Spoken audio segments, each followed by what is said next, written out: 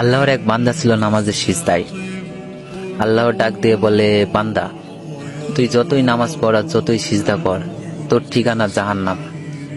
এ কথা শুনে বান্দাটি বলতেছে, আলহামদুলিল্লাহ। আল্লাহ বলে, এই বান্দা, জাহান্নামের কথা শুনে কেউ আলহামদুলিল্লাহ কয়?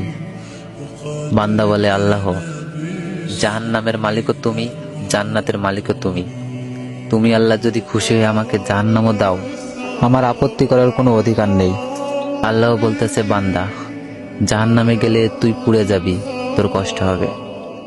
বান্দা বলতেছে, আল্লাহ, কষ্ট শুধু আমার হবে না, তোমারও হবে। আল্লাহ বলে, বান্দা, তুই পুড়বি জাহান্নামে, আমার কষ্ট কেন হবে?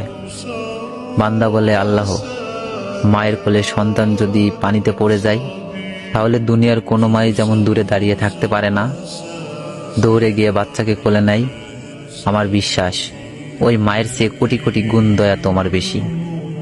আমাকে জাহান্নাম দিলে তুমিও আল্লাহ শান্তি পাবে না। আল্লাহ বলে, বান্দা, এই দলিল তুই কই পাইলি?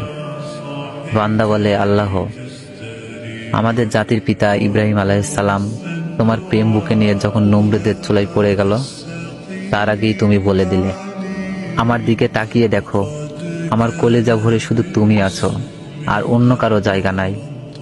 আল্লাহ বলে, বান্দা, আমার প্রেমের ভক্তি নিয়ে যদি কেউ জাহান্নামেও যায়, আমি জাহান্নামকেও জান্নাত বানিয়ে দিব। সুবহানাল্লাহ।